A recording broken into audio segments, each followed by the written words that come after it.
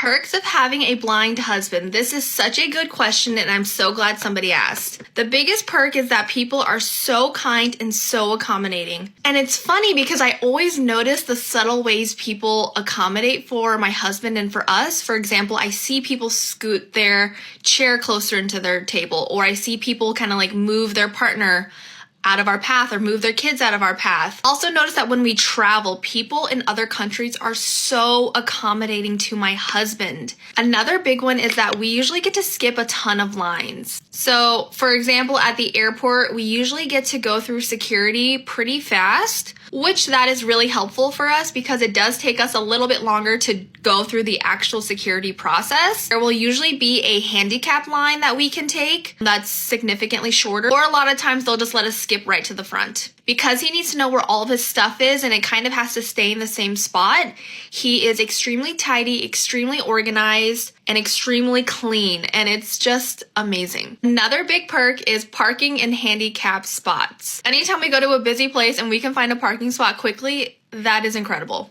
And I know my husband loves me for me. I know he loves me not because of my looks, but because of my personality. And I just get to look like a mess most of the time and not care if anyone sees me looking like a mess or not. Okay, I feel like I have a million examples of this. Let me know if you want me to make another video talking about the perks of having a blind husband. Do I describe the way everything looks to my blind husband? The answer is absolutely not. Only times I describe the way things look to my husband is, of course, if he asks me. Also, if it's somebody or something notable. Obviously, if we are traveling or if we're at a destination and it's very visual, I will tell him what things look like. For example, a museum, of course, I'm going to describe what things look like to him.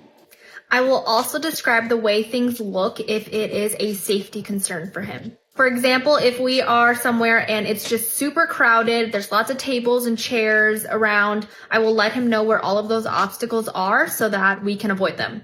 This is one of the coolest things we've ever gotten to do because my husband is blind. Here we are at the Louvre to see the Mona Lisa, who's all the way back there. We got to skip the line, go past the barricade, and stand right in front of the Mona Lisa. And here I am explaining to my husband where the Mona Lisa is and where to look. How does my blind husband know when food is done when he's cooking? I judge some things just based on time, whatever the recipe calls for.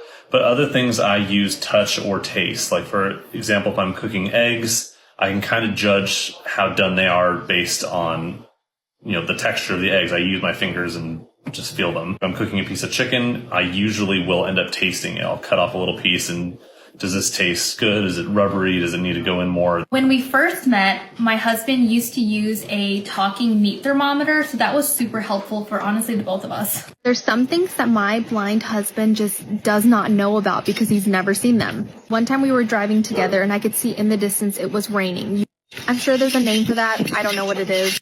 I said something like, oh, we're going to drive into some rain. He said, well, how do you know? And I said, oh, I can see it. And he said, what do you mean you can see it? I said something like, I can see the streaks of the rainfall in the distance. He was just like, I don't know what you're talking about. And then it occurred to me, he's never seen that. And that's clearly never come up in conversation before with him. This lady is married to a blind guy and she's just giving her experience how sometimes she get to skip lines, or sometimes how people are so helpful and welcoming to them, and especially in foreign countries. She was saying that she experienced at the airport, sometimes she can skip the queue, or sometimes people are just really nice to them. And I don't think it's as much of like, oh, I feel sorry for you, I'm just gonna let you pass. No, it's just because people have compassion and they understand, this person has a disability, whatever disability it could be. But, in this case,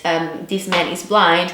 And the way that I can help him is to let him skip the queue, because it can be quite inconvenience for him just to be standing there. And then, as the lady said, like, he's super organized and tidy because obviously he doesn't have vision, so he needs to know where are his stuff, like if it's next to him and where they are exactly. So it's quite important sometimes to speed up their service. It's always good people being nice to to the others, they have a disability, visibly or not. You know, not all the disabilities are visible, but if you can help, that's a great thing. One thing that I actually find funny was her saying that, oh, my husband doesn't mind about my look.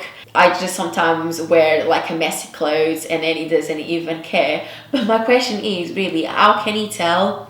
How can he tell that she's well dressed or not? I actually wondered if blind people, like, they touch their partners, like, to see like what they're wearing, not to see, but like to feel in a way. I don't know, I find it really, really interesting. Thanks for watching StoryTrender.